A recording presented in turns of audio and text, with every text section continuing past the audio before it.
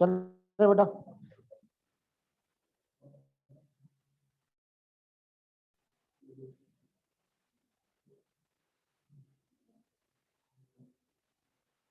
चलो लिखें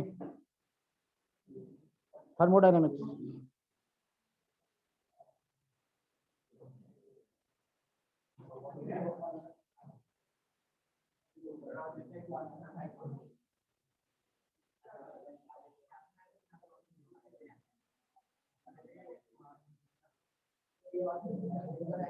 बेटा इसमें न्यूमेरिकल्स आएंगे काफी सारे, तो ध्यान रखना, आराम आराम से हो जाएंगे सारे। सबसे कठिन चैप्टर माना जाता है ये 2 साल का, 11th और 12th का।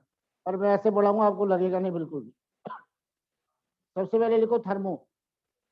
थर्मो का मतलब होता है हीट, डायनेमिक्स का मतलब होता है in motion. Heat in a motion is known as thermodynamics.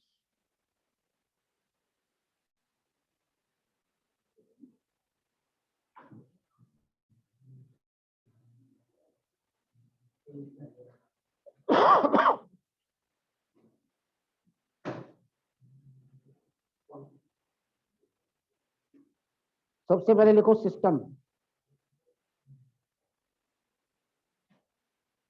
Online बेटा क्लियर है? Yes sir. Okay, the part of universe which is under investigation.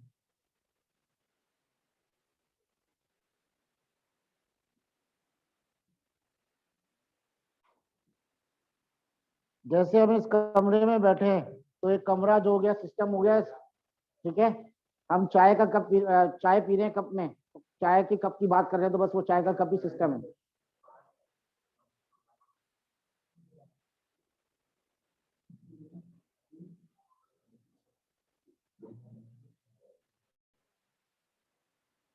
Anything other than system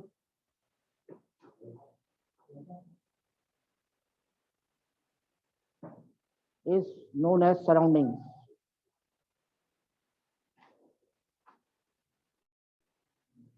जैसे हम इस कमरे में बैठे तो ये कमरा क्या हो गया, और कमरे के बाहर क्या है सारा।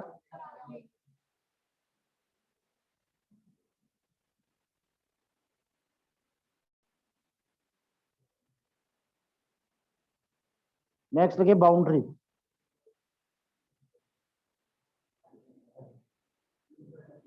The line of demarcation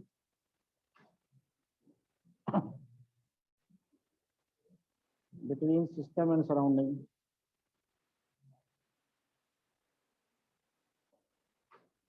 is known as boundary.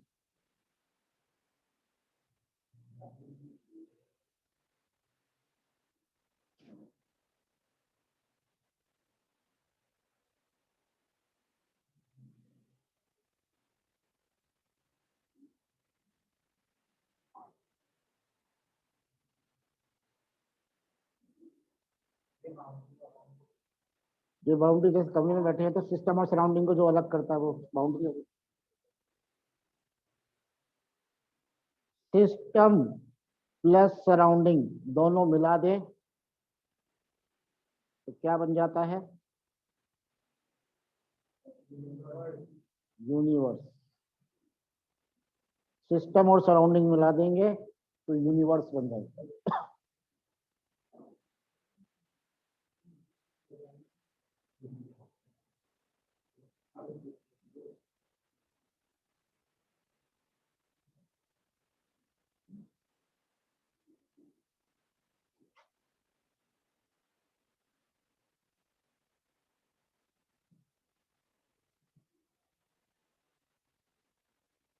Next देखो types of system.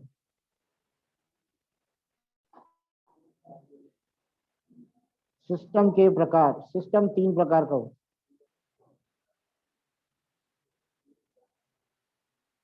Open system, ऐसा सिस्टम जिससे एनर्जी और मैटर दोनों एक्सचेंज हो सकता हो। तो system from which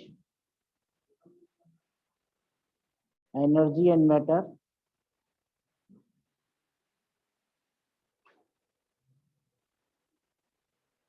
both can be exchanged with the surroundings.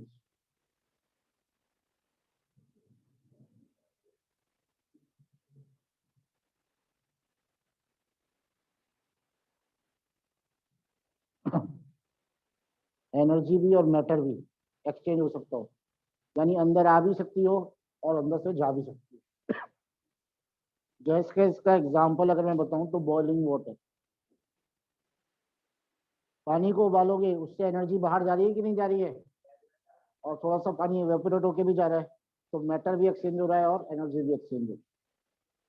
दूसरा एग्जाम्पल ह्यूमन बींग्स, हमारी एनर्जी भी एक्सचेंज होती है, टेम्परेचर चेंज होता है हमारा, और एक्सक्रीशन के थ्रू हम मैटर भी एक्सचेंज करते हैं to surrounding.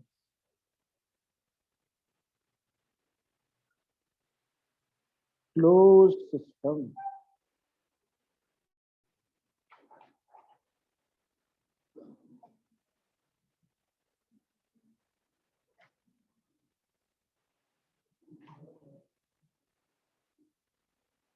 the system from which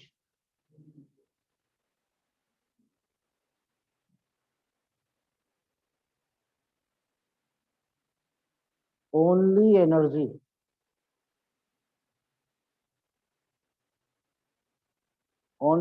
is exchanged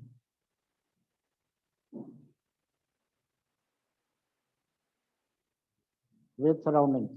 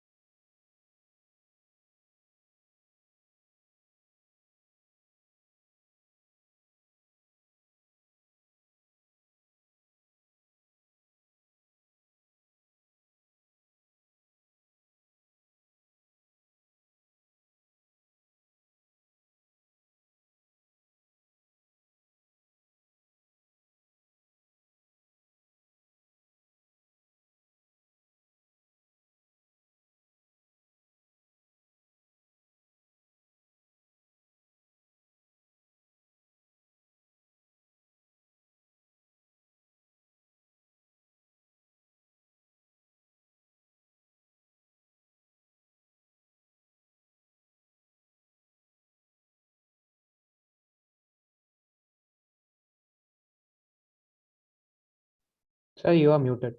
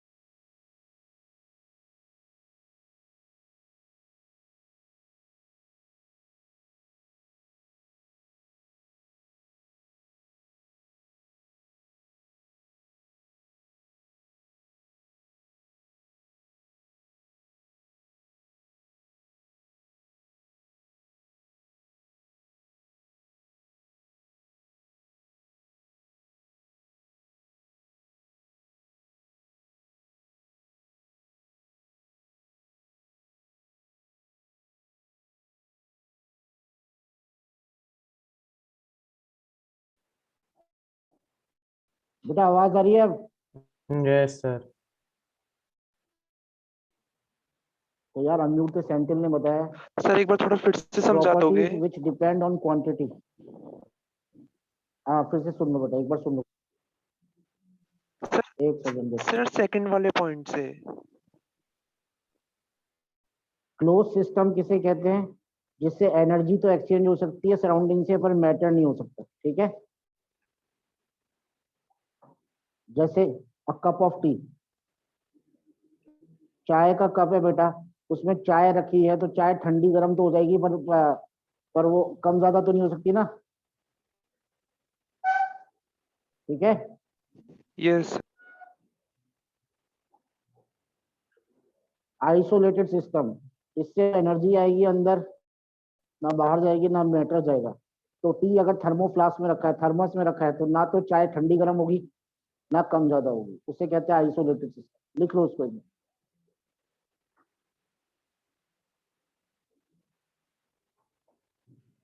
Sachin sir है ना?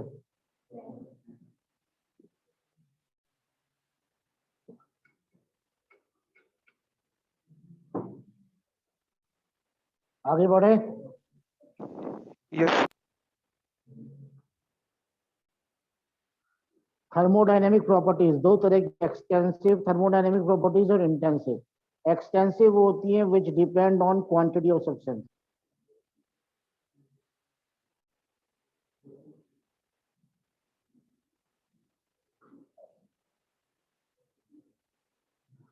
एक पेन का मास ज्यादा होगा, एक मार्कर का, एक पेन का मास ज्यादा होगा या दो पेन का मास ज्यादा होगा?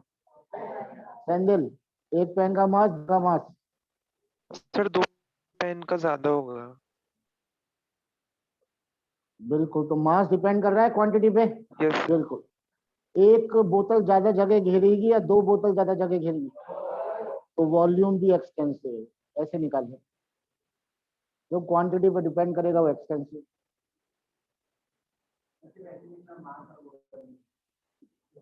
है। कैसे लिखी?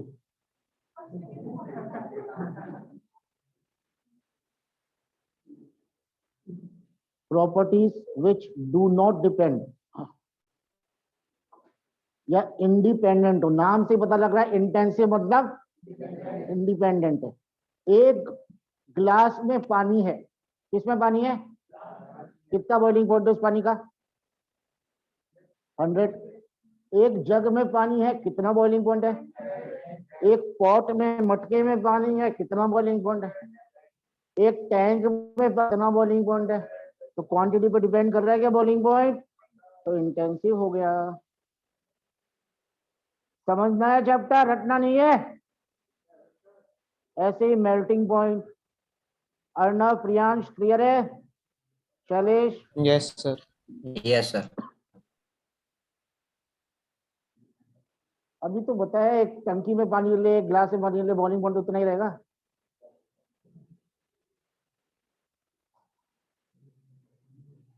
अच्छा, एक टर्म आती है एंट्रोपी। एंट्रोपी का मतलब होता है डिग्री ऑफ रैंडमनेस। रैंडमनेस पता लगती है, जैसे क्लास में एक बच्चा जो है तो ज्यादा शोर मचाएंगे, 4 बच्चे तो ज्यादा शोर मचाएंगे।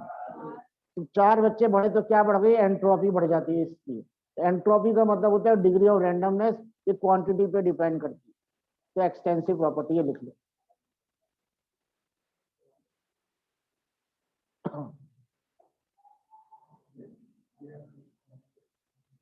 कांच, कांच का रिफ्लेक्टिव इंडेक्स पता है ना, सुना होगा कि लाइट बैंड कितने से होती है, रिफ्लेक्टिव इंडेक्स पर डिपेंड करती है। एक छोटा सा कांच है, उसका रिफ्लेक्टिव इतना सा पीस है कांच का, एक मतलब तुम्हारे पेन के जितना, तो कितना रिफ्लेक्टिव इंडेक्स? 1.5। और एक खिड़की में लगाया कांच, उसका भी 1.5। डिपेंड कर रहा है क्या क्वांटिटी पे? तो reflective index.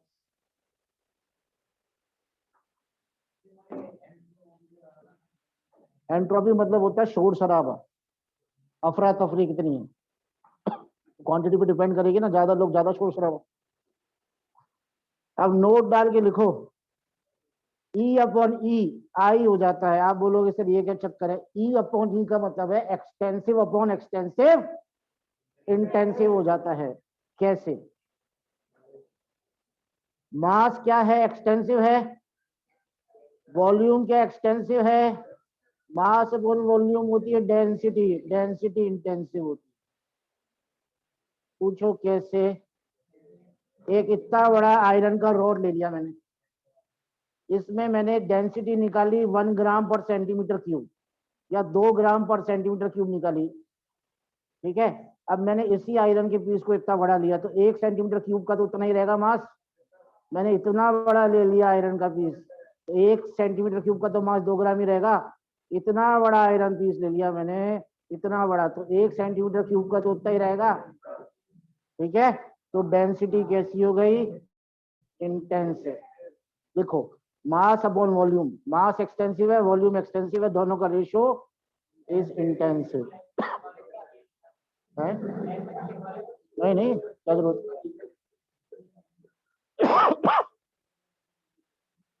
Mass upon volume, density intensive.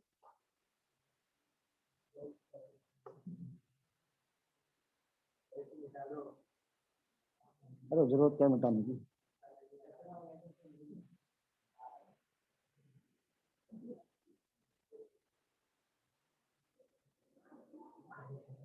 ठीक है,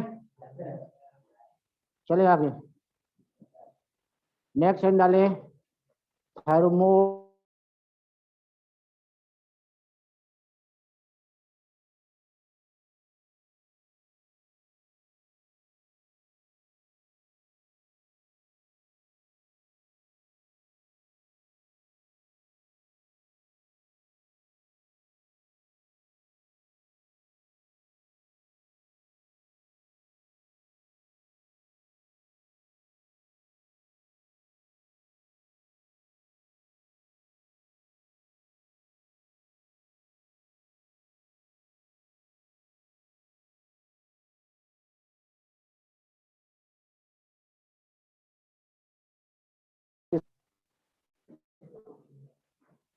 ऑनलाइन वाले बच्चे को बताओ। Sir temperature constant. हाँ, आइसो का मतलब होता है सेम, तो ऐसे प्रोसेस जिसमें टेम्परेचर कांस्टेंट रहता है उसे आइसोथर्मल कहते हैं। ऐसे प्रोसेस जिसमें टेम्परेचर कांस्टेंट रहता है, those processes in which temperature is constant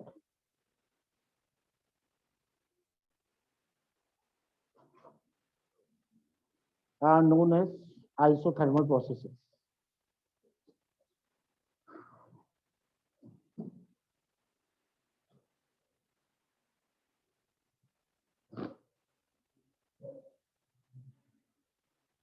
अब मेरी बात ध्यान से सुनो, एक वर्ड आता है इसी के अंदर लिख रहा है आइसोथर्मल के अंदर ही, इंटरनल एनर्जी। क्या वर्ड आता है? यू।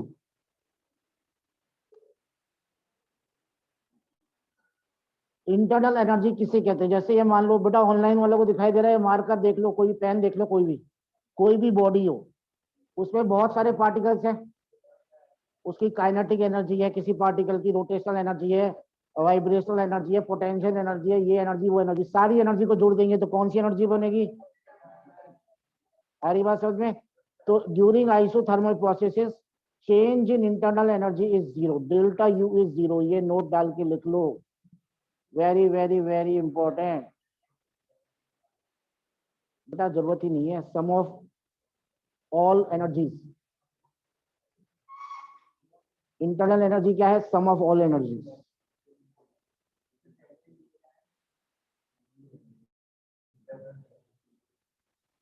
डेल्टा यू होता है चेंज इन इंटरनल एनर्जी। तो आइसोथर्मल प्रोसेस में क्या चीज जीरो रहती है? डेल्टा यू जीरो रहती है। Next, isobaric process. आइसो बार किसकी यूनिट होती है? प्रेशर। आइसो मतलब सेम, तो प्रेशर सेम रहता है, ऐसे प्रोसेसेस को आइसोबारिक प्रोसेस कहते हैं। Pressure remain same. अगर प्रेशर जीरो है तो प्रेशर में चेंज कितना है? जीरो है ना। प्रेशर सेम है तो प्रेशर में चेंज जीरो है ना यार। पहले भी 10 एटीएम था या 10 बार था, बाद में भी 10 बार है तो कितना चेंज हुआ? 0। आइसोकोरिक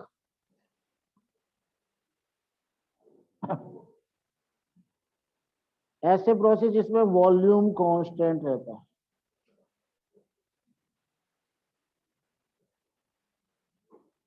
डेल्टा वी कितना होगा? वॉल्यूम कांस्टेंट है तो चेंज इन वॉल्यूम 0 है।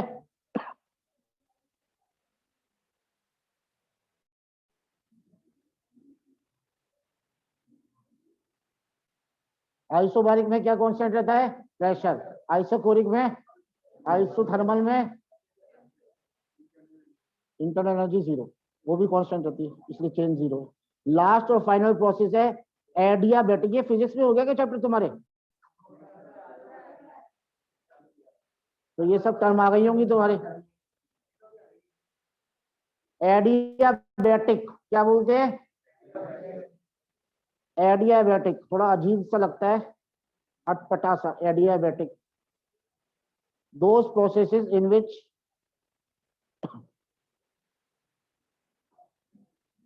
heat exchange is 0।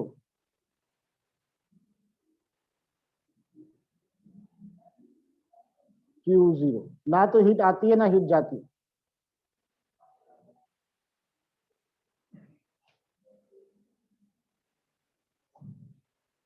बेटा चार्जर लगा था,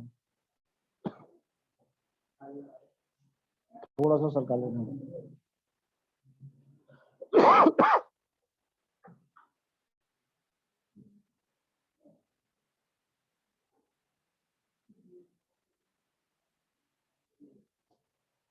इसको थोड़ा सरका दे, दीवार की तरफ सरका दे, गिरे नहीं वो जैसे।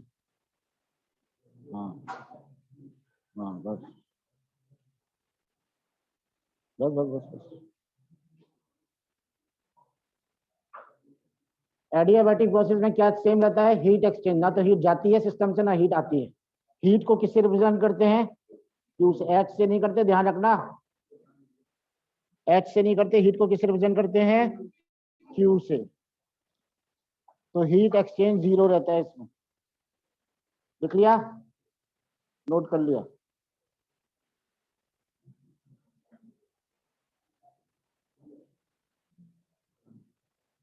अब आगे लिखो state and path function.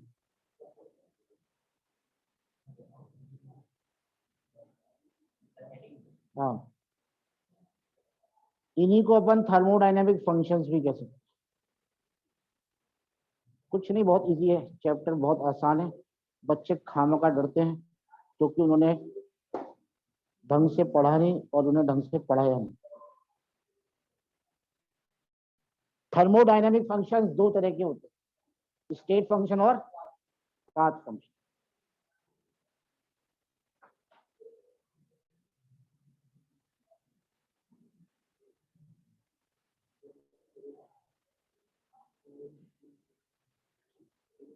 State function किस पे डिपेंड करते हैं? They depend on initial and final state of a system. अभी समझा दूंगा, एक सेकंड में क्लियर हो जाएगा। Initial and final state of a system.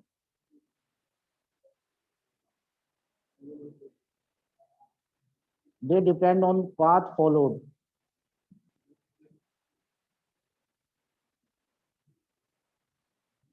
to achieve that state.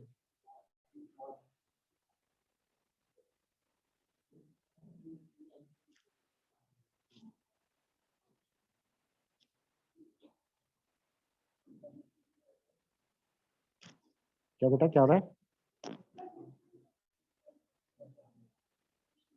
हाँ हाँ, कह सकते हैं।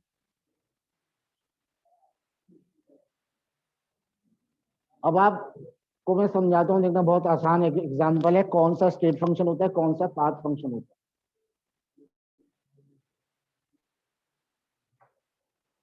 है। ये एक बिल्डिंग है, ये इसकी छत है। इसकी छत पे जाने के दो रास्ते हैं, या तो लिफ्ट से जाएंगे या सीढ़ियों से जाएंगे।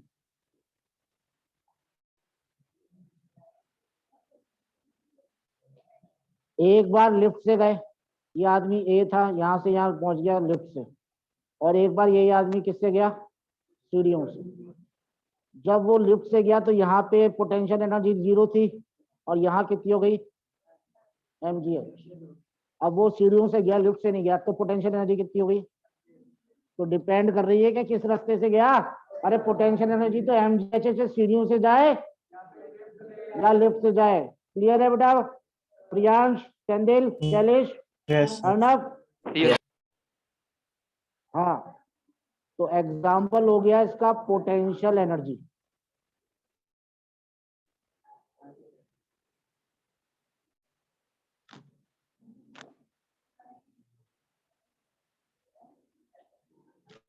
पर एक बार वो गया लिफ्ट से और एक बार गया सीढ़ियों से, तो बताओ वर्क कहाँ ज्यादा करना पड़ा। तो वर्क डन हो गया ना, डिपेंड करना ना रास्ते पे। तो वर्क डन पाथ फंक्शन है यार। अब बच्चे रटते रहते हैं, ये पाथ फंक्शन, अभी तो रटने से थोड़ी अगर समझिएगा ना।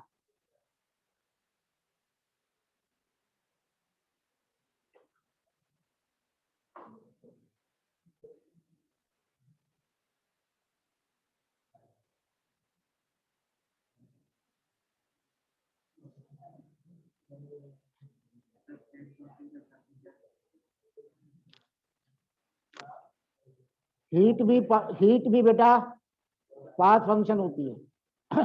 हीट और वर्क दोनों पाथ फंक्शन होती है बेटा। इसको बाद में लगा, रख दे इसको, रख दे इसको।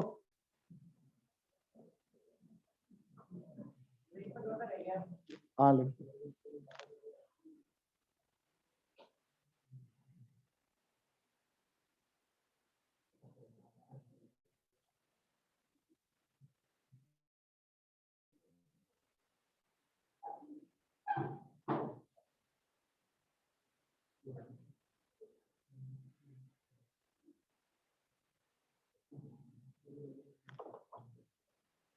एक सेकंड।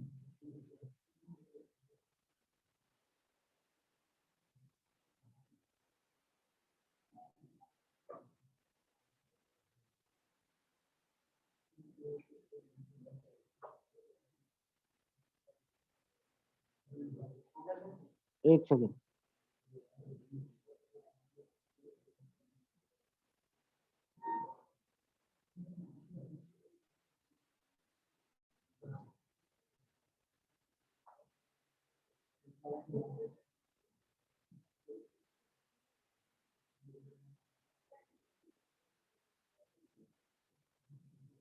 नेक्स्ट देखो बेटा,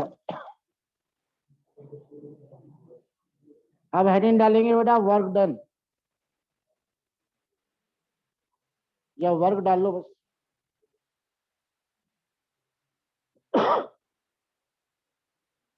वर्क दो तरीके से किया जा सकता है बच्चों। Work done during irreversible process. आज चंचल नहीं आई है, क्यों।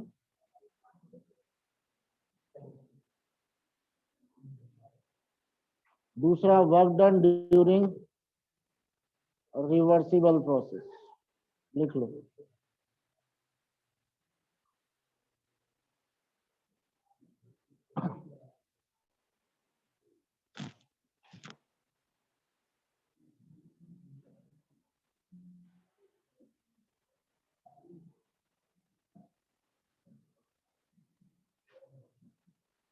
तो work done during irreversible process क्या आ जाएगा, minus P external delta we.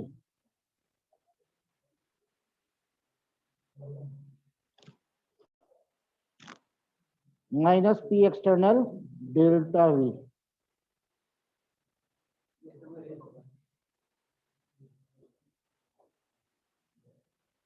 P external का मतलब है एक्सटर्नल प्रेशर, और डेल्टा वी का मतलब है चेंज इन वॉल्यूम। इसको मैं ऐसे भी लिख सकता हूँ, minus P external V2 minus V1, है ना।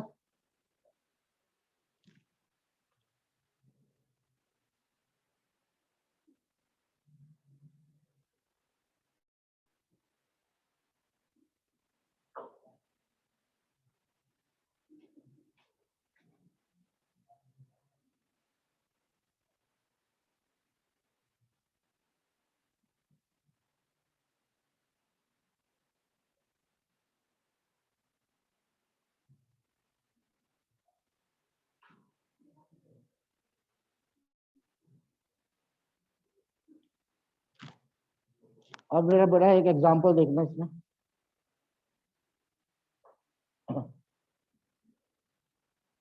A gas is compressed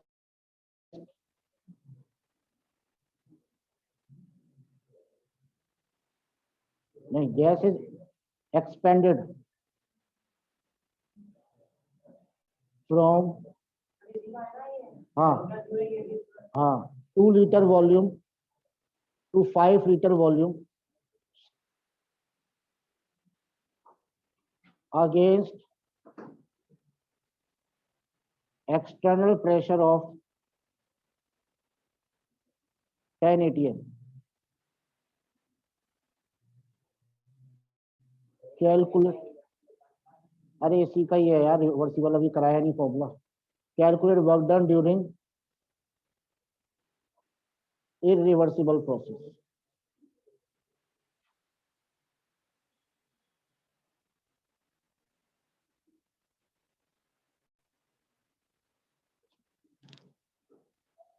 मैं कराऊंगा बेटा, आराम से, टेंशन नहीं। हाँ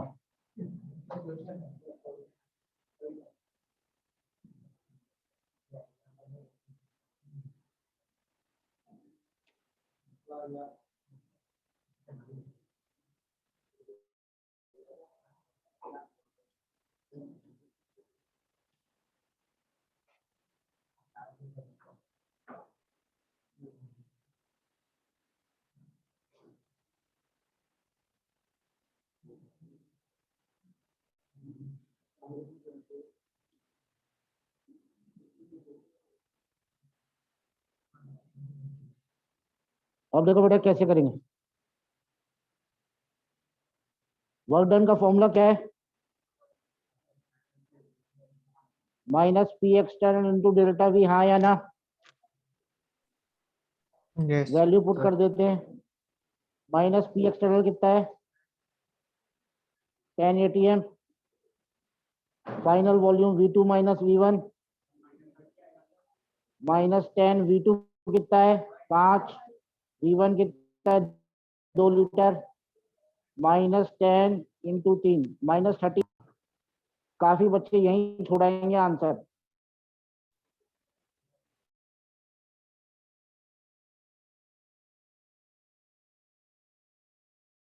क्या वर्क डन की ये यूनिट होती है कि जूल होती है? तो 1 लीटर एटमॉस्फेयर में कितने जूल होते हैं, कौन बच्चा बताएगा?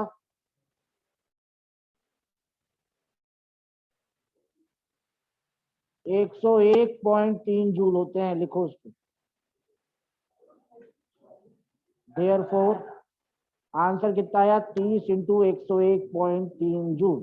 ठीक है, ये आंसर आया। क्लियर हो गया? अब मैं तुम्हें बताऊंगा कि 1 लीटर एटमॉस्फेयर में इतने जूल कैसे आए, और तुम लोग खुद ही बताओगे, मैं बस पूछूंगा तुम। अरे आ जाएगा भी यार।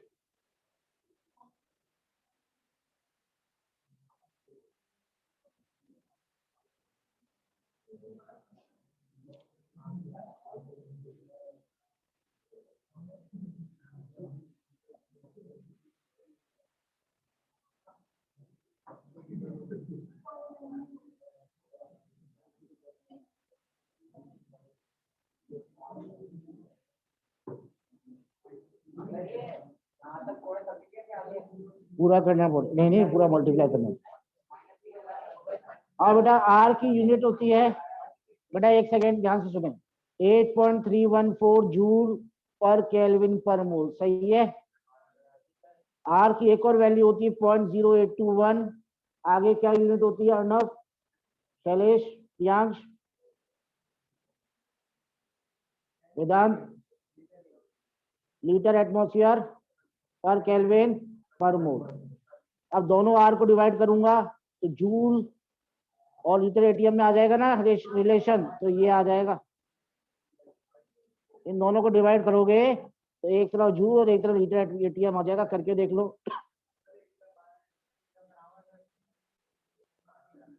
देखो R by R equal to 8.314 joule per kelvin per mole. Upon में 0.0821 लीटर एटमॉस्फेयर पर केल्विन पर मोल। पर केल्विन पर मोल कट गया, आर से आर कट गया, तो 1 लीटर एटमॉस्फेयर आ गया 101.3 जूल।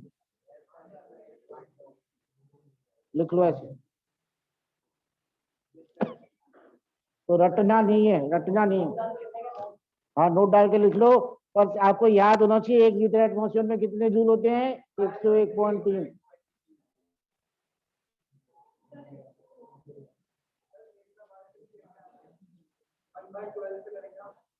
हाँ, और तो क्या।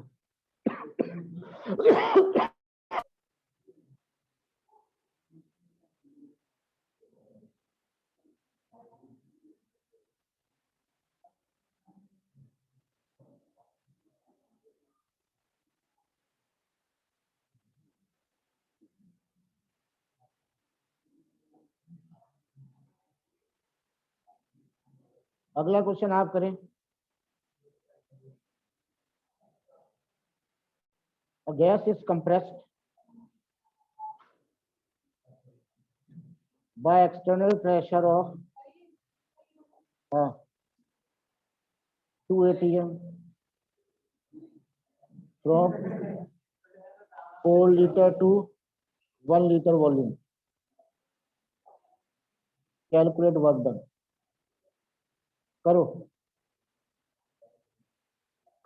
निकालो आंसर। 7 का है, जूल है, जूल जूल।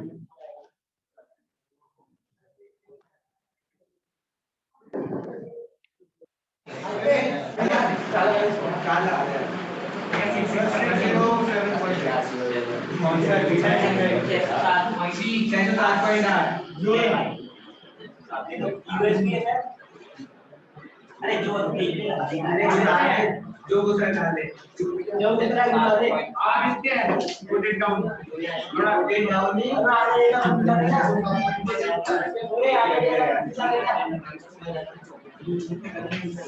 मलंबर माना जरा बता देना यार इस जो है हम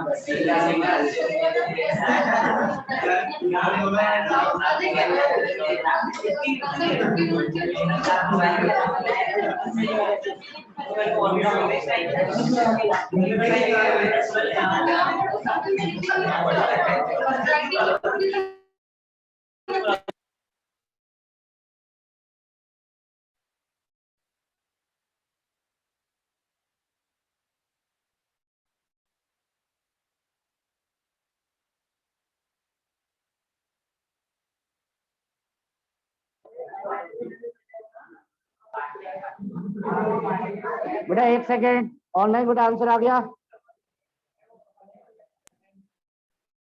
Arnav, Priyansh, Shailesh. Yes, sir. 607.8. 1 minus 4 करेंगे,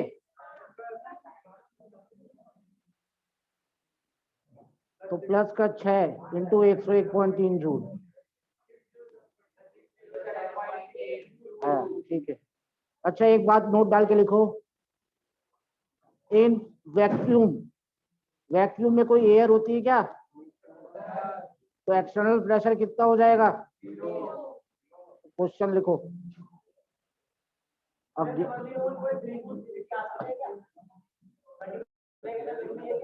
a gas is compressed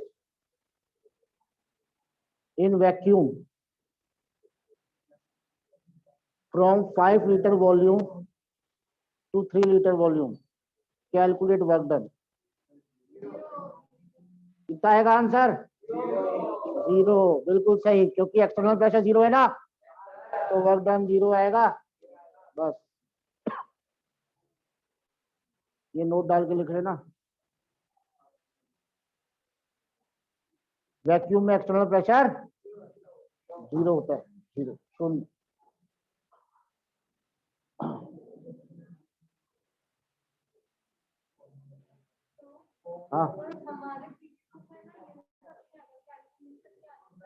हाँ तो छोड़ देना।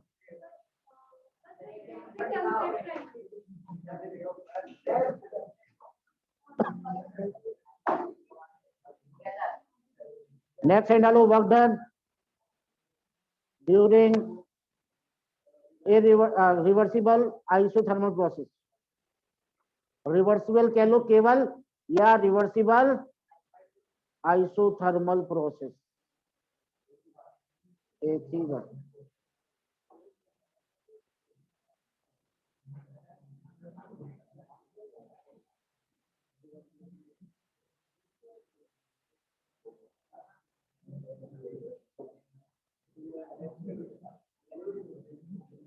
बेटा एक डेरिवेशन है, ध्यान से सुनना। ये कंटेनर है विथ पिस्टन, पिस्टन समझते हो, जो अप डाउन हो जाता है।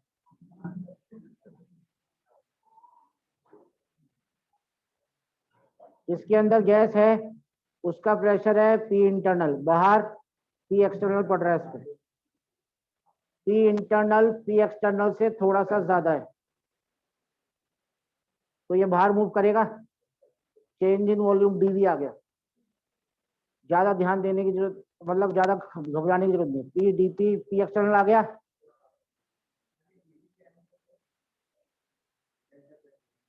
थोड़ा सा चेंज इन प्रेशर, थोड़ा सा डिफरेंस। आ गई बात समझ में? और पी इंटरनल कितना होता है? पीवी इक्वल टू एनआरटी होता है।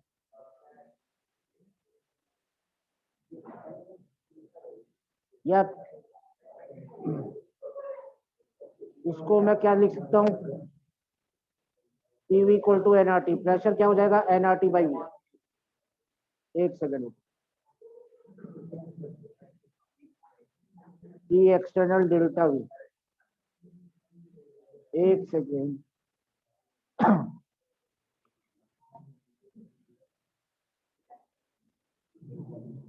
एक बार एनसीईआरटी है क्या बेटा? एक सेकेंड।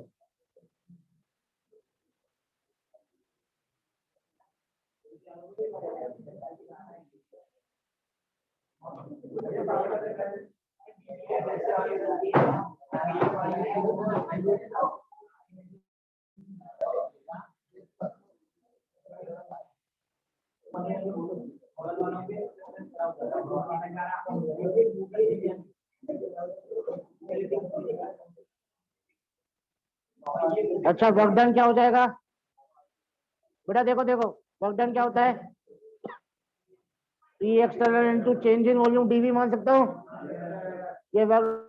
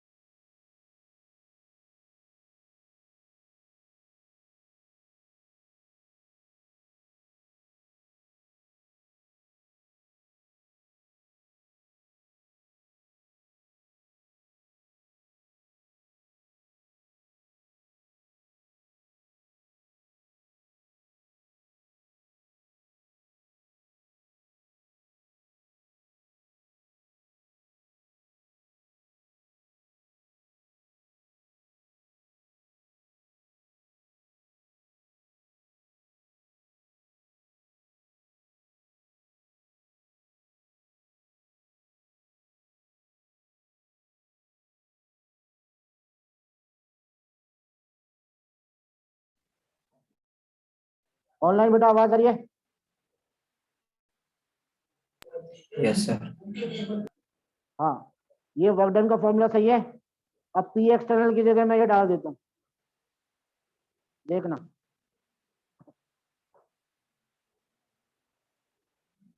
वर्क डन की जगह पी एक्सटर्नल की जगह मैंने डाल दिया P internal minus DP DV.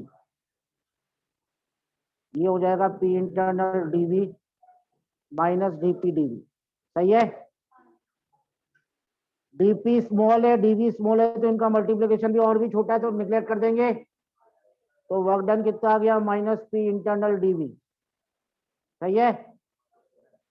PV equal to NRT होता है। तो P कितना आ गया nRT बाई V, इसको मैं यहाँ डाल दूं, देखो इसको मैं यहाँ डाल देता हूँ, इधर से